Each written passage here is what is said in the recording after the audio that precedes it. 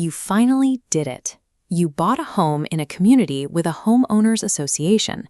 You get shared amenities, a sparkling community pool, pristine common areas, and strict aesthetic rules that ensure you will never wake up to a neighbor painting their house neon green. But to maintain that exact standard, there is a catch: the mandatory HOA fee. It is the recurring monthly or annual payment that keeps the whole machine running. Eventually, every homeowner asks the same question: can these fees actually go up? The short answer is yes, they almost certainly will. And when that first increase hits, your immediate instinct might be to assume the HOA board is mismanaging funds. To understand the actual cost, we must look at the community's management through a different lens. The HOA operates as a nonprofit budget manager for a neighborhood, handling the same infrastructure and maintenance tasks you would expect from a small town. Because this organization manages a miniature, privately run economy, its survival depends on a revenue stream that is highly vulnerable to outside financial pressures. The first major pressure on that engine is the operating budget. This covers the daily maintenance, landscaping the common areas, balancing the pool chemicals, and paying for commercial insurance. Like your own groceries, those things are subject to normal macroeconomic inflation. When the landscaping company decides to charge more for their services, or insurance premiums rise, your mini-city has to raise its taxes, your HOA fee, simply to break even on daily operations. But daily operations only tell half the story. The second, less visible financial pillar is the reserve fund. This is a mandatory long-term savings account set aside strictly for major future infrastructure replacements. This animated diagram shows exactly how that works.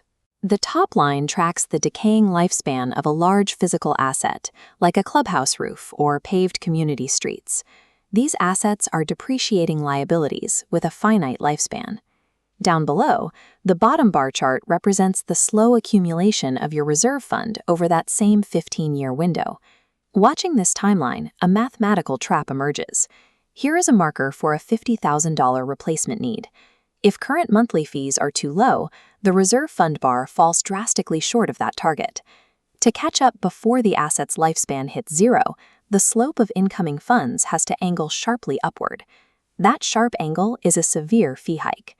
When you experience routine fee increases, you are usually just paying for the invisible, long-term physical decay of your shared surroundings. The third financial pillar involves the wild cards. Even the most meticulously planned budget cannot predict every variable a community will face. A sudden, severe storm might tear through the neighborhood and destroy the main security gate, creating an immediate expense that nobody planned for last year. Or the variables might come from within. The community might hold a vote and demand the installation of a brand new dog park, a project with absolutely zero previously allocated funding. Whenever the mini-city confronts these new physical realities or answers new demands from its citizens, its revenue stream has no choice but to adapt to cover the bill. The HOA board officially evaluates those three financial pillars during the annual budget review. This is the execution phase, where they look at the numbers and adjust the fees accordingly.